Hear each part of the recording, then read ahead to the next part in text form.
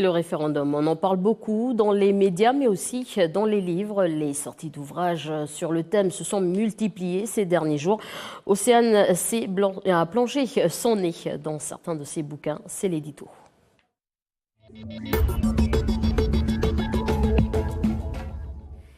Alors, Océane, bonsoir. Qu'est-ce que tu peux nous dire sur ce sujet? Alors, bonsoir Élise. Voici quelques-uns des livres sortis à la veille du référendum. Par exemple, Au cœur d'une décolonisation inachevée de Michel Levallois, Négocier pour la paix de Stéphane Blick ou encore Les enjeux politiques en Nouvelle-Calédonie de Pierre Breténier. En effet, Élise, le secteur du livre politique est vraiment ne s'est jamais aussi bien porté en cette période pré-référendaire et la liste n'est pas exhaustive. On compte pas moins d'une vingtaine de livres autour de cette thématique.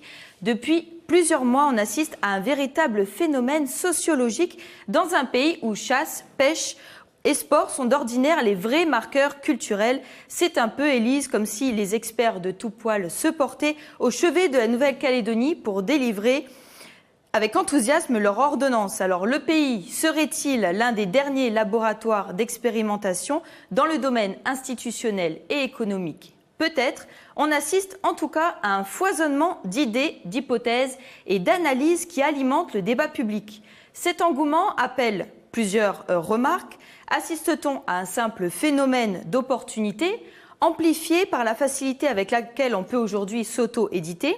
Ou ces ouvrages répondent-ils à un vrai besoin de la population? Ces réflexions d'universitaires, d'économistes ou de journalistes s'ajoutent-elles au bruit de fond associé à toute campagne électorale ou apportent-elles une vraie valeur ajoutée de nature à stimuler la réflexion des citoyens et faire bouger les lignes sur le court ou moyen terme?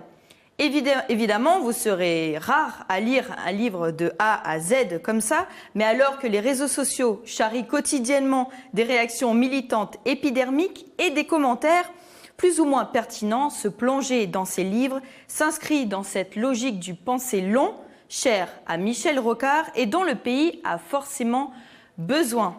Alors même si vous ne lisez qu'une seule page avant de dormir, je vous le conseille, ça vous donnera un éclairage intéressant sur le pays. Merci Océane pour ces précisions.